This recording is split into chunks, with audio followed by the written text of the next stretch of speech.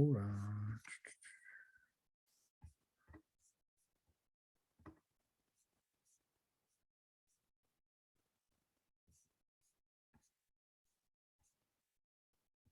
Seeing which PowerPoint I got to share with you guys. Hold on.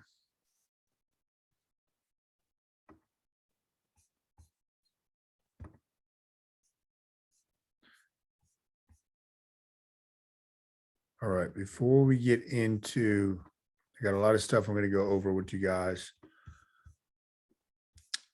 The presentation.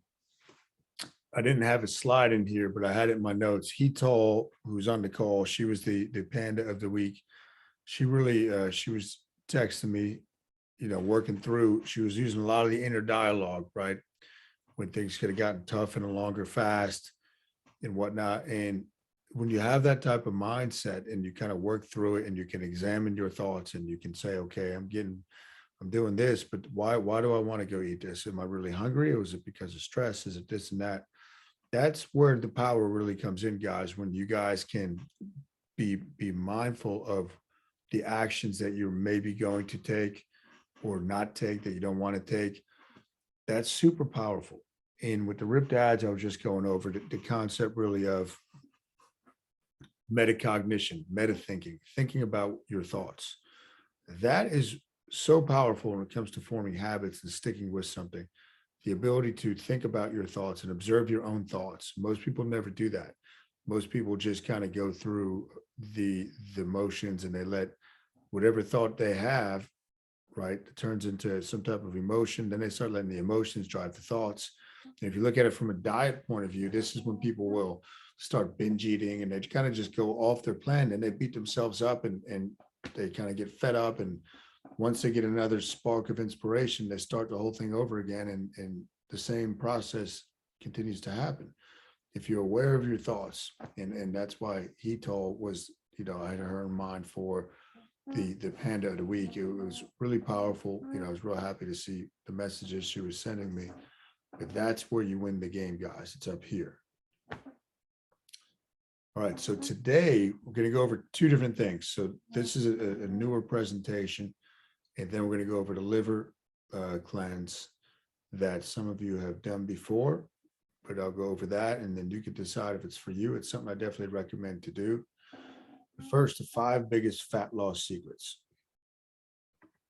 So these two guys, some of you, some of you definitely know Johnny Maz. So Johnny is this one. Johnny used to be one of our coaches at the gym. He's a police officer. He's going to be retiring soon. And this is Drew. Drew was a client.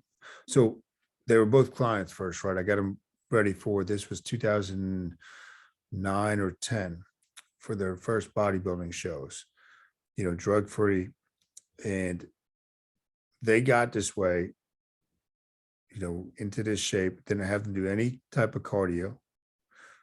And I was able to keep a full cheat day in their program all the way up until this stage, right? Knowing how the human body works. So you can say they're very lean. And I'm going to share some of the stuff, the philosophy behind what I believe about fat loss, because I think that ties in.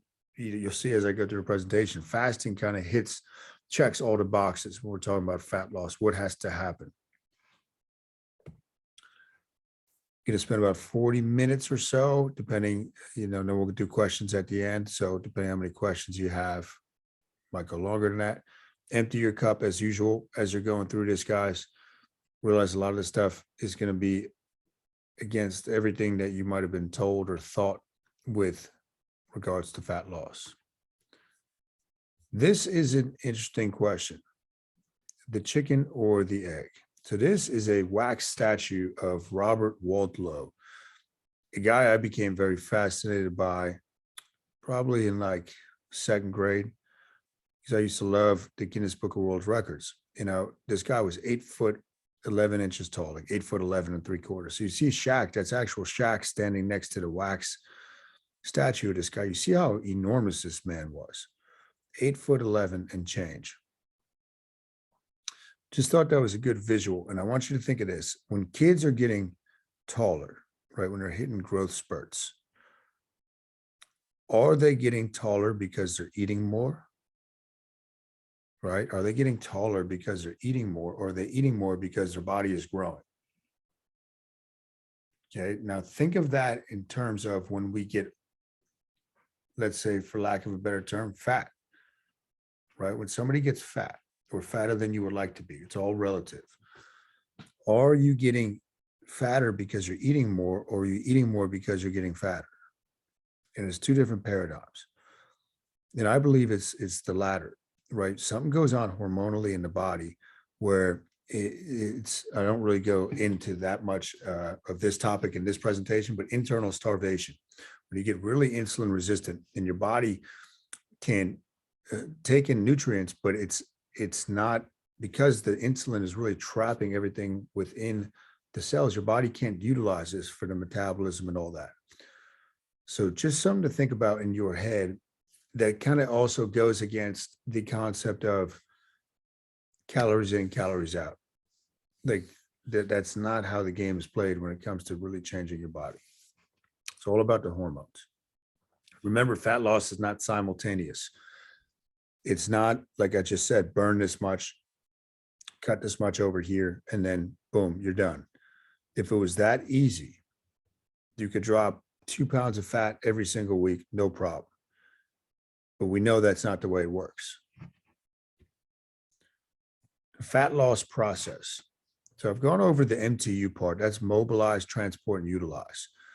And I told you guys the story of how I came on to fasting 2014 when I was getting ready for those shows, was really try to get the stubborn fat, the last little bit of stubborn fat.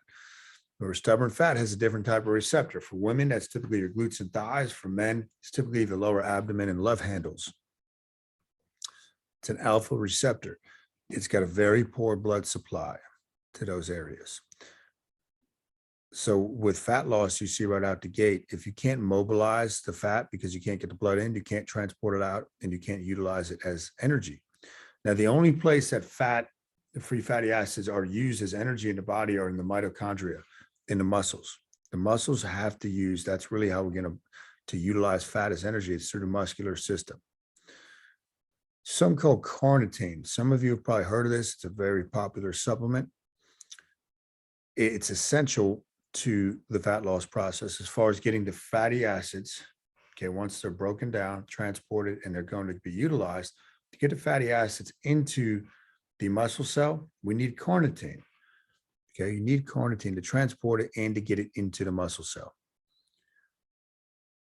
We need catecholamines, which is like your adrenaline and epinephrine. We need those things to be high.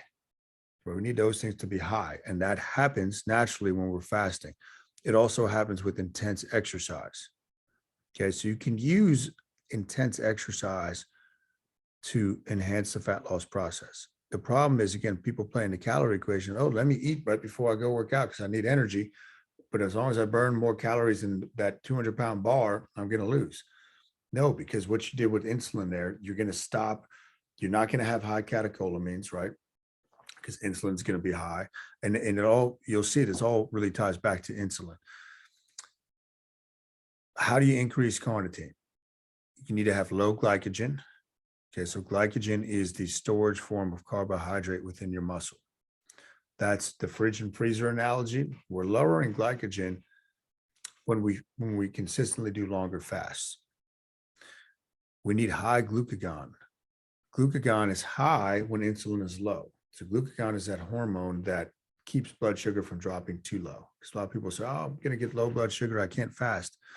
Just like insulin keeps blood sugar from going too high, glucagon keeps it from going too low. So that's key. So we need low glycogen, high glucagon, and something called hormone sensitive lipase, which is going to be present when glycogen's low, glucagon's high, and catecholamines are high. Right. So you got to put yourself in the right hormonal state to lose fat. It's nothing to do. Well, I shouldn't say nothing. Like people say, well, then when you cut calories, when you first start a diet, why does it work the first couple of weeks? Because you're changing the hormones of the body. But through that regard, eventually you're going to run out of energy because you're relying on this food stuff, this calories coming in, I told you guys what happens when you play that calorie cutting game. Metabolism is going to come down, hunger hormones are going to go up, and it's your recipe for disaster. But temporarily, you were able to set up low glycogen, uh, higher glucagon than normal, and the body didn't adapt yet. But once it adapts, weight loss stops because they're focused on the wrong thing. Sleep. Sorry, that's so light, but sleep is the number one diet. So this would be if when I look at myself and I say, okay, I want to change my body, right? Let's say I want to drop a couple percent body fat. We got a trip coming up. Just give myself some kind of challenge. The first thing I look at is sleep. We all should be aiming for, unless you're a genetic anomaly with this, which most people are not, you want to be looking for at least 7 hours of sleep a night. When you sleep, that is going to regulate all your hunger hormones, which you'll see coming up.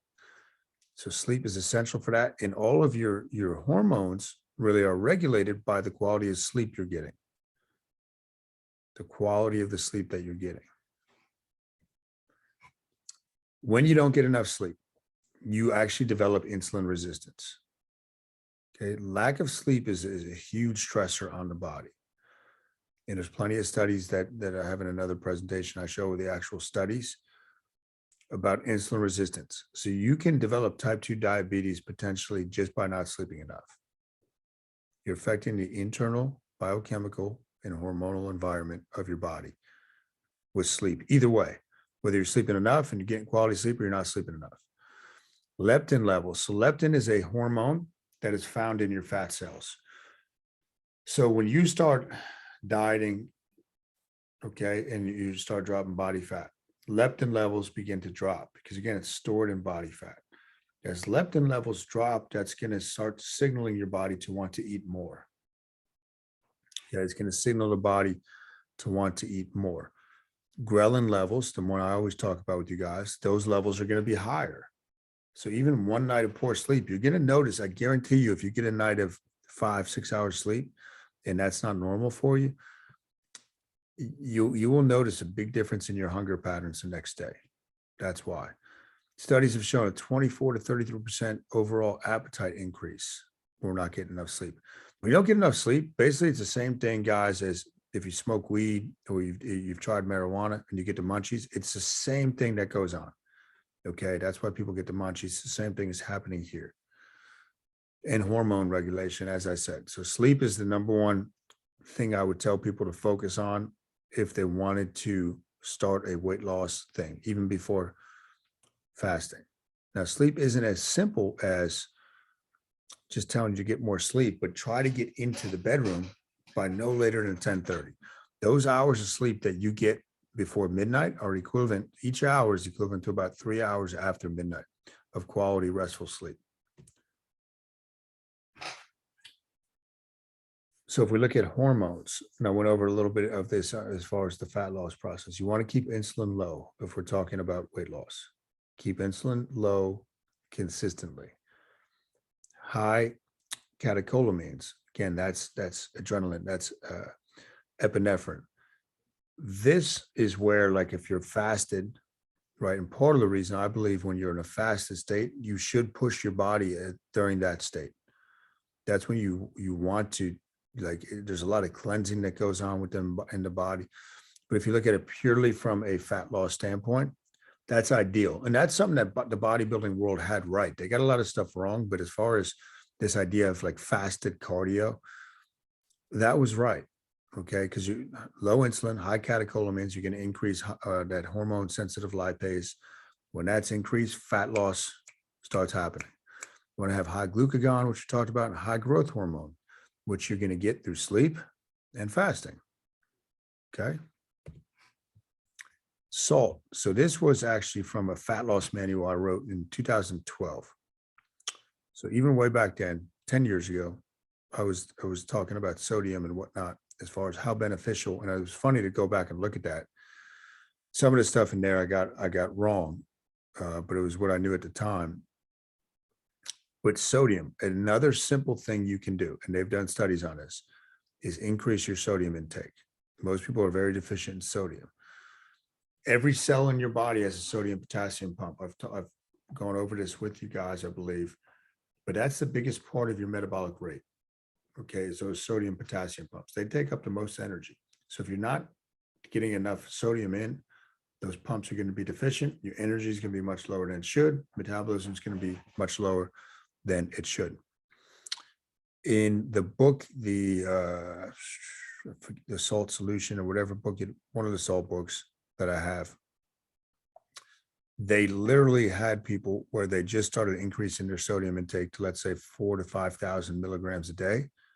In the transformation, the body transformation that people would make were dramatic. Now, sodium it's very satiating, so it's gonna hit that center in your brain that sugar also competes with, but sugar doesn't satiate you at all. It just makes you want to have more of it. So it's very satiating. It's very good for reducing inflammation. Okay, so that's a big part of the weight loss journey is lower inflammation. And that's another thing, the more overweight you are, the more inflamed you are. So that's kind of like a vicious cycle. And sodium is also a precursor to your digestive enzymes, hydrochloric acid. So that is a key thing. That's a simple thing. So far, we got sleep, we've got salt. Let's talk about workouts. Are they completely useless? The way most people use working out, what they think they're doing to lose weight is completely useless, right? It's got to be the right environment within inside the body for it to work. Think of this, chicken and the duck. So if you look at a duck versus a chicken, the chicken is much leaner. Chicken is much leaner. Now chickens, and I get to see it firsthand now that we have chickens, they don't fly very long, but they can fly little bursts of flight if they need to, but they're not flying around. Like ducks can fly for thousands of miles, right, when they migrate. If you look at, so a duck is essentially doing, right, like a cardio, like as most people know it, slow, long distance exercise. When a chicken flies, it's like a burst, boom, it's like a sprinter, and then it rests.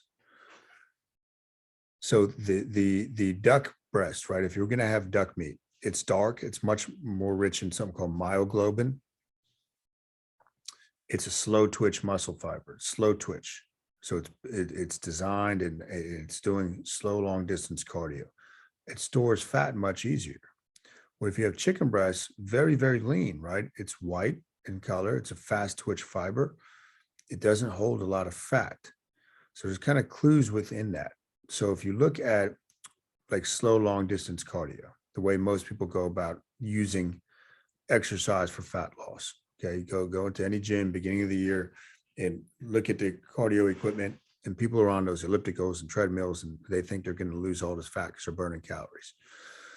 When you practice that, and that's what you do, your body becomes much more efficient at utilizing body fat and storing body fat.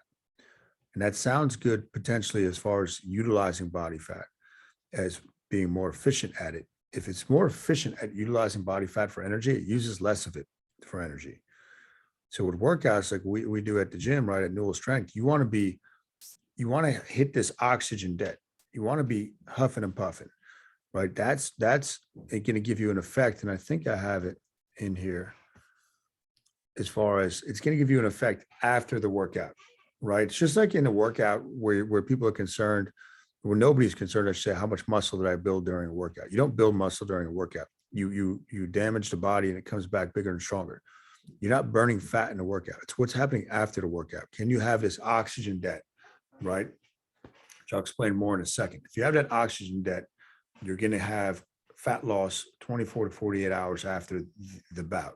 Again, as long as you're eating the right way. So if you look at this particular study, what I found interesting with this, 20 weeks of steady state cardio, 15 weeks of interval training, right? So sprint, walk, could be that as simple as that. The slow long distance group, the 20 weeks, right? They burned almost more than double, okay, more than double the amount of calories than the interval training group. In spite of that, the interval training group had 9 times greater fat loss, 9 times greater fat loss. And fasting insulin levels in the interval group dropped 31% versus only 9%. So you can drive insulin down through physical activity. The more intense it is, the more you're going to drive insulin down. The more intense it is, the more insulin sensitive you're going to be. So again, very powerful. And I think a lot of you guys are aware of this. But if you're going to rank the exercises, like if you were limited on time, I would do like the full body strength training we do at Newell Strength. That would be your biggest bang for the buck. Biggest bang for the buck. Remember, the muscular system drives the cardiovascular system. The more muscle you work, the more cardiac output you're going to get. So it's better for your health too in that regard. And then we go down from there, different interval training. Walking would be the least effective as far as calorie post. So the EPOC, what I was talking about, excess post exercise oxygen debt, that's what you want to create. And you're going to do that through working more muscle. If you do that, you're getting this metabolic burning going on for 1 to 2 days after that. If you're going to walk, right, like if you're just going to do slow, long distance cardio and you're using it for that reason, basically what you utilize in that moment is all that you're getting. And your body becomes more efficient at that over time. Now, a note on walking, it could be very effective in your fat loss efforts if you're using it to lower your stress levels. So if you're too stressed, forget about fat loss. It's very, very difficult to lose fat. And that's why sleep is so important. So you see all this stuff kind of ties together. This, I'll post in the group. This is something that we're going to have in the shredder as options for people to do when they're not hitting the weights. This is something I use for quite a few times, but when I did that last contest, the last 2 contests, 2014, this is a very effective thing as far as if we look at mobilization, transport, and utilization. This is intense though. You could do this on one of the double action bikes. There's ways to do this with weights. It's a little more complex, but you do it fasted. Caffeine, I would do some caffeine if you were predisposed to that. Warm up, short intervals, then you rest. Okay, so you're letting the transportation of the fatty acids happen. Then you do steady state, and then you do more intervals. So this is something I got from this one guy who I learned a lot about fat loss from, but very effective. It's very intense though, right? This is not something you're going to do every day. This is something, even at the high end, you would do like twice a week. So it's a very effective workout for fat loss, but it's got to be done fasted. So I've talked to you guys a little bit about, and this will kind of tie nice into when we go into the liver, to fruit. I've talked to you about fruit. So fruit is very, and I think I had this in the lesson that I put up for you guys last week. Fruit is very good at stimulating the liver. It's very good for liver health. Fruit is very satiating. It's got tons of micronutrients in it. And water, okay, so water also ties into liver health. Your liver is your main fat burning organ. Okay, it's the main fat burning organ within the entire body. The liver is an amazing, amazing thing. Now, if we're not drinking enough water, right, everything your body does is for survival. Everything your brain perceives, and that's what Mind Map's really about, right, is realizing, okay, everything your brain is processing is for survival first and foremost. If we're not taking in enough water, the liver then has to assume the role of the kidneys, okay, to filter out waste and whatnot through the body. So in a dehydrated state, guys, your body's going to focus on that, getting hydrated. It's not going to focus on fat loss necessarily. So fruit and water, 2 simple things. Even if you, and I've told you guys this before, even if you didn't want to fast, if you just wanted a piece of nutrition advice, I would say eat more fruit. That would be the number 1 thing I would tell people now. Just eat more fruit. Start getting fruit in every day. So if we look at the checklist for the fat loss, water, make sure you're getting your water in, control your insulin, start eating more fruit, get in enough sodium. Sleep and stress management is huge. And you can do that, use stuff like magnesium, but just start getting into bed. Sleep is really going to help you manage stress much easier. Usually a stress problem is that you're not getting enough sleep, and it just exacerbates everything. And then the exercise we went over. Make sure you're doing it appropriately. Make sure you're not playing this calorie burn game. cut this, cut that, and then you go into that. So let's go into the liver. So the liver, I told you guys the liver is really a key element in fat burning in the body. Okay, your liver health. So this is a really interesting book. Andreas Moritz, who's he had like an untimely death. And I believe when guys like that, and it's kind of an aside, very shady circumstances with his death, but he was really big into stuff like this, really researching this stuff and really helping people get healthy without pharmaceuticals. And, somebody, you kind of piece it together, look up the story of him. But I believe when people start tapping into stuff like that, it's not good for business with a lot of stuff out there. Anyhow, there's a saying: if you want to develop outer beauty, you must develop inner beauty first. Right. So that's a lot with your mind, but also what's going on with the organs within inside the body. Right. What's going on with the organs within inside the body? Facts about your liver: filters 3 pints of blood per minute. Think about that. So 16 ounces, okay, per minute it's filtering. Creates 1 to 1.5 quarts of bile per day. So bile is essential for your digestion. So liver is very tied into digestion. It's the largest, most complex and active organ in the body. It performs more functions than any other thing in your body besides the brain. It is the organ of detoxification. So there's like over 3,000 things the liver does. That's why it's such an important thing, and why I believe it's very powerful to do a liver cleanse.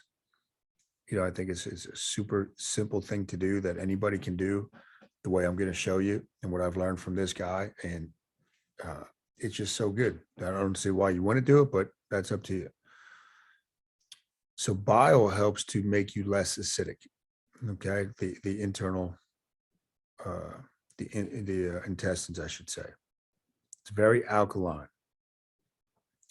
Remember, the way that you guys are eating, by not going like protein heavy, we're trying to put the body more in a less acidic state. Right? If we're having too many amino acids and whatnot, or even stress, again, is going to cause that. We're going to be in an acidic state. We don't want that. Okay, that's going to cause inflammation. That's tied right into insulin resistance. Some signs and symptoms that your bile production might be off. This could be sluggish bowel movements, could be chronically constipated, right? So this is biofeedback stuff you want to pay attention to. So cholesterol is actually produced in the liver. Okay, cholesterol is produced in the liver. It is the precursor to all sex hormone production in your body. So estrogen, testosterone, things of that nature. Cholesterol is actually used for healing, right? So cholesterol will go like in the arteries. If we look at it, it'll go to a site of inflammation. That's where you'll find cholesterol, and you a lot of times find plaque buildup and whatnot. It's usually where there was damage done.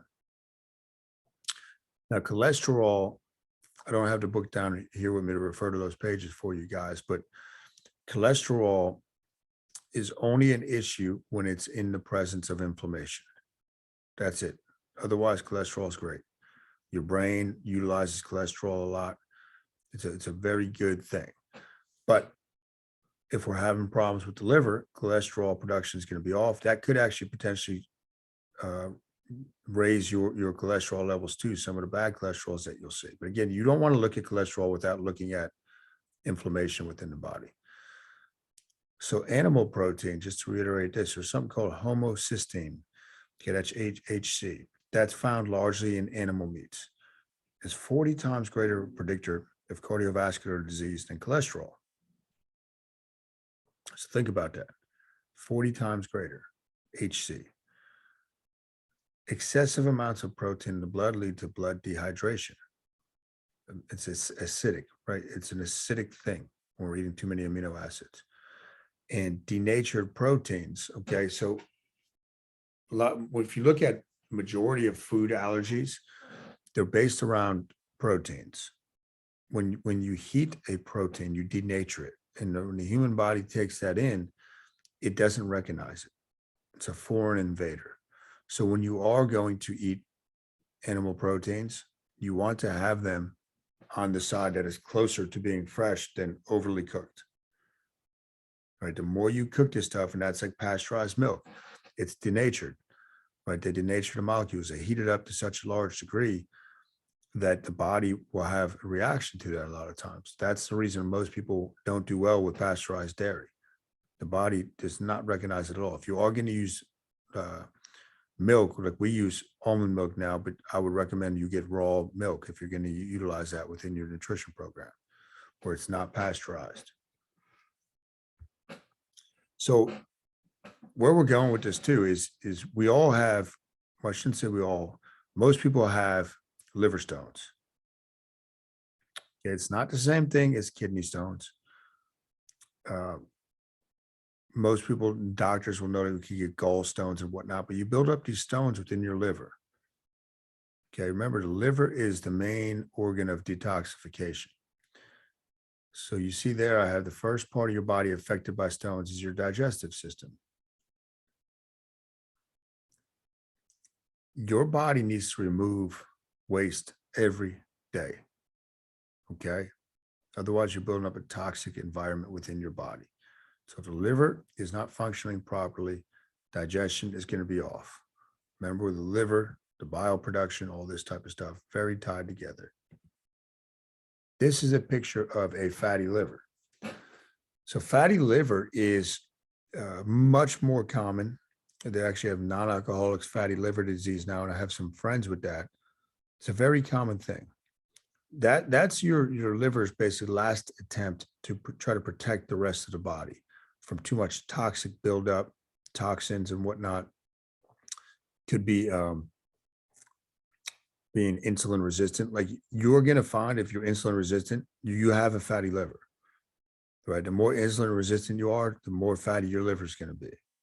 Now, the good news is you can completely reverse this. The liver is very, very incredible at regenerating itself. You got to give it time to do this. And you see there, it's a survival attempt by the body because of a clogged liver. So the liver's got to process fat. It also detoxifies toxins. Remember where toxins are stored largely too, guys, is in your fat cells. So when you look at animal meat again, when you do eat it, you want to eat animal meat that ate the best diet that it could have possibly eaten. So you want to eat organic, grass-fed, grass-finished if you can find it, because the animals, what happens with them when they eat stuff, especially diets they're not supposed to be eating, they store the toxins, okay, the antibiotics they're on and whatnot, in their fat cells. We eat them and then we store them in our fat cells. So John Meadows, who was he coached me for a number of years, passed away in October. I think it was October when John passed. He did something, and it was kind of, this guy had a lot of really cool philosophies, but around nutrition and whatnot. That was why I utilized him to learn from him. But he did something, let's say it was like 20 of his clients. Okay. And the only change he made was he took, okay, you got 8 ounces of beef at this meal. You have 8 ounces. And it might have been the same group and he just switched it. But he said, okay, store bought, just regular ground beef. Now let's switch over to organic grass-fed beef. In the amount of inches these people would lose on, and these were typically, these were like figure competitors and bodybuilders. So these weren't obese people. But I want to say 1 to 2 inches off their waist just by making that change for a period of like a month or two. So the toxin buildup within your body. So what you eat, the quality of what you eat is very important, guys. The fattier a liver gets, less able it's able to, to remove excess fat from the rest of the body. Okay, so you do not want to get fatty liver disease. Again, if you're fatty liver disease, you're insulin resistant, you're probably close, if not type 2 diabetic. Again, this can be reversed completely though. But it's very difficult to lose weight when your liver is not functioning properly. If you drop massive amounts of weight over a long period of time, like if you're doing that consistently every week, it's actually going to congest the liver, right? So you might have initial big drops, and then it should just be nice and steady. It shouldn't be these huge drops after that initial one, right? Because all the fat that's going to be being utilized as energy and whatnot needs to be processed by the liver. Your small intestine, and I put this in here because the liver, again, is a huge part of your digestive system. Most digestion and absorption takes place in the small intestine. If you're not having good absorption within the small intestine, that's where you're going to get food cravings, malnourishment. So malnourished is really when you could be well overweight and be malnourished, because the nutrients and all these things, they get trapped inside your cells, right? Remember, insulin resistance is going to really lead your body to say, hold on to it. Don't release the stuff that's in that cell to be utilized for different metabolic processes or for energy, right? And then you keep eating. Well, I'm eating plenty of food, yeah, but your body's not able to utilize it. And then food cravings. A lot of times food cravings, if it's not stress, that'll come from your body is seeking out certain nutrients that you're not giving it. So your body will seek that out. Just like think about, like, and people don't realize it, this is a more obvious example, but like if it's a hot summer day and you had a lot of activity and you didn't really get to drink much that day, and same thing happens the next day, you're going to start craving sodium. You're going to seek out stuff because your body knows that it needs it. So the same thing goes with all the other nutrients too, to a lesser degree. I mean, sodium is such a critical one, but something to keep an eye on. So stones.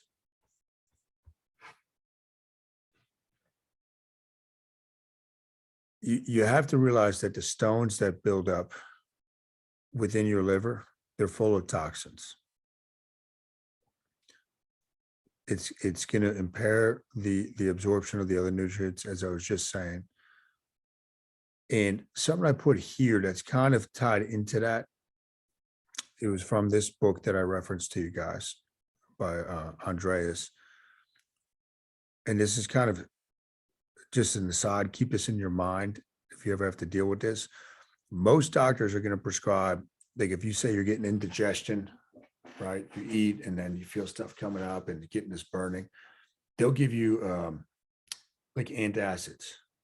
Okay, like one of my best friends in the Panda book, Jabba, he'd been on Nexium for a long time because he was having this issue.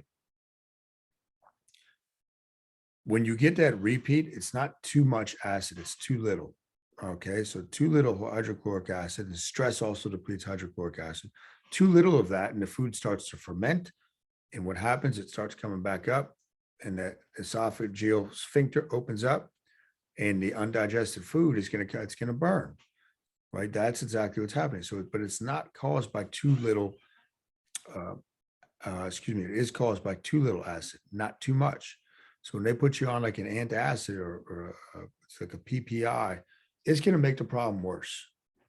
And I have in the book, my buddy Jabba, when he went for his endoscopy, so he was starting to do the longer fasting with me. This is going back to 2019, that summer. He got rid of all his ulcers. He was able to come off the medication. The doc, when he went in, the doc said, "Oh, you can come off the medication." He goes, I stopped taking that like 2 months ago. And he was on this for like 15 years or so. So you just keep that in mind, that the issue is not always, very rarely, too much acid within the stomach. Some causes of liver stones, diminished bile salt. Okay, so part of the digestive salts that need to be in play to break stuff down and digest. The bile is going to start turning into sludge. It shouldn't be like sludgy. Okay, it should be almost like a WD-40, if that makes sense. Right, it should lubricate everything. It should help with digestion. Cholesterol crystals. Okay, cholesterol is produced within your liver, but cholesterol crystals can eventually turn into stones. And toxins. So a lot of these stones are going to come out of you. They're basically little toxic balls. So here's how you do it. This is a very simple protocol. I'll post this in the group as well, so you have it. Day 1 to 6. So let's say you're starting this. I like to time mine when I do these guys. So it's the back half of a 48 when I'm passing the stones. So I would usually like to time mine. So a Tuesday would be when I'm passing the stones. So Wednesday is when I would start really this protocol for myself. And that's just through experimentation. But tart cherry juice, that's really the only difference day 1 through 6 that you're adding to your nutrition. The malic acid is going to start softening up the stones within your liver. So tart cherry juice. When you get to day 6, drink your and I believe we're doing 8 ounces a day of that of tart cherry juice. Drink it in the morning. And then on day 6, you want to do an enema in the morning. Okay, start clearing everything out of the lower intestines. After 1:30, no more food. So again, I like to do this in the 48 because that's not an issue, right? The system's going to be a little cleaner, and I just find that works well. At 6 p.m. on that day 6, so this is the most intensive part of the whole thing is day 6 at night. And it's not as complex as it seems, but you do 4 tablespoons of Epsom salt, okay, just like your juice, but you're going to use Epsom salt, 24 ounces. You're going to drink the first 6 ounces of that around 6 p.m. Doesn't have to be exact, but you're going to drink the first 6 ounces of that. 8 p.m., drink the second serving. 9:30. So this is probably the weirdest thing for people of the whole thing. 6 ounces of fresh grapefruit. So go to the farmer's market or wherever you go, you squeeze the grapefruit and you mix that with 4 ounces of olive oil. So I do it in like a shaker bottle and you're going to drink that. Okay. You drink it. And then after that, you go lay down on your bed. Now, each time I've done this, what I've noticed is when I'm laying there, because you want to just sit still for a little bit. So read a book or whatever, or you could just visualize this happening. You'll start to feel stuff move. Right. And it's almost like they explain like marbles moving. It's not painful. This is not like kidney stones. This is no pain involved. And I should have said this already, but I don't think I did. When you pass these stones, guys, you're crapping them out. You're not urinating these out. Right. There's no pain with this. The next morning. Okay. So this is the day when you're going to start passing the stones. You do your 3rd serving of the Epsom salt drink, final serving, and then you start breaking that fast if you want to. Eat light or whatnot. Now, again, I don't eat until that night because I'm in the midst of the 48-hour fast. But you'll start passing stones. And from what I've observed, the research I've done and feedback from different clients, usually look like little peas. Right, they're different sizes, but like think of like green peas. And I've had people pass upwards of 500 of these in one go round. Some people get to the point where they don't pass stones anymore. If you don't pass stones anymore, you don't really need to do this, but except for maintenance, maybe once a year. And then you could do one final enema a couple of days later, really make sure everything's cleared out. Because remember those liver stones are full of toxins, but the more efficient that your liver is, the healthier you're going to feel, the better your health is going to be, and the more efficient at dropping weight you're going to be with a healthier liver. So again, I definitely recommend that you try it.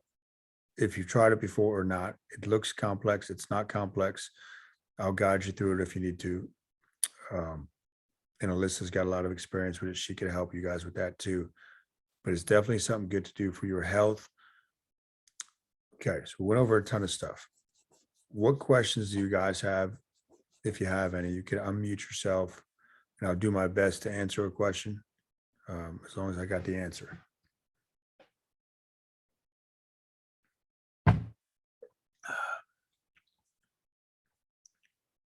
Any questions on liver health, the fat loss process, what actually happens? The good news is, guys, you're doing a lot of the fat loss stuff just through the fasting.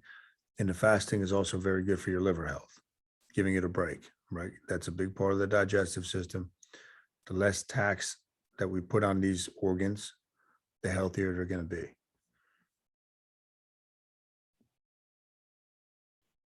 Hey, Kyle. What's up, Pat?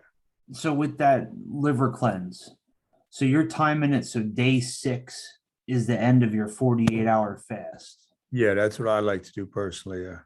Okay, so it started like on a like Thursday night or So, whatever. excuse me. Day 7 would be the backside of the 48 because I want to pass the stones.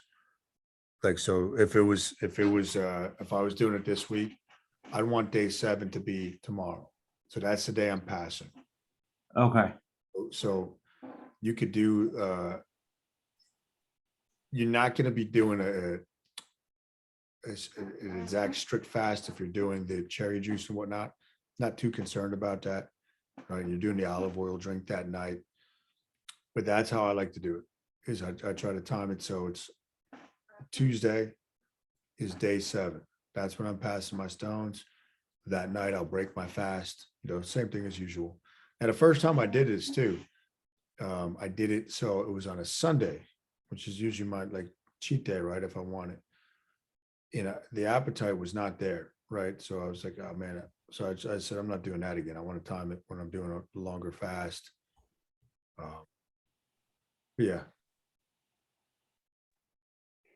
So Kyle, the tart cherry juice, day 1 through 6, is that in the morning if you're fasting, or do you drink that when you break your fast for one meal a day?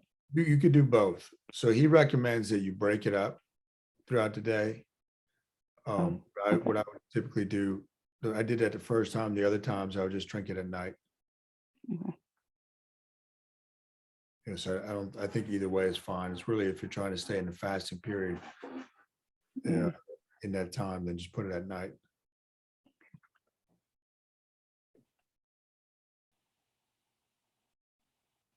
What are the questions we got, guys? I have a question, Kyle. Yeah. I know you, one of the first pandas you mentioned with the fruits, that if we're gonna do strawberries to try to stick with organic, which Yeah. I've heard that before, strawberries have the most pesticides. Correct. So I have heard that. Is there any other fruits that you would prefer we stay away from when we're knee deep in intense fasting, you know? No, not really. Okay. You You're know, okay with like banana, a chopped banana? oh yeah. You're Yeah. okay with that? Oh yeah. And it really goes down to Ange, like what fruits do you like too? So we're trying to think of habits. Yeah. Yeah, I'm very lucky because I like every single one. It's Jerry that I've had to work with, but I just wanted to make sure there's not one. Like even a chopped mango sometimes, that's okay? Yeah. Okay, Okay. all right, Yeah. All good. okay. And if you guys want to, something I started doing this year, like if you get fruit that needs to be cleaned, you put it in water. Like I do this with the grapes all the time. You use it's like food grade. I'll put a picture of hydrogen peroxide, I believe. I have it upstairs, and apple cider vinegar, just a little bit, like a teaspoon of each. Put it in a bowl with water, let it sit for a couple minutes, and it'll get a lot of the if there is stuff, if there is pesticides, it helps cleanse a Okay. lot of that stuff. You'll post a picture of the, Yeah, I'll post a picture of it. I think I Okay. got it on Amazon. I'll post a picture of that one. You guys can check that out. okay. What else we got, guys? Okay, if that's all we got on the questions, we will be going again next week. If it's okay with you guys, I'll move that up to 7:30 now that Rip Dads is done. I'll put a reminder in the group. So we'll do 7:30 next Monday.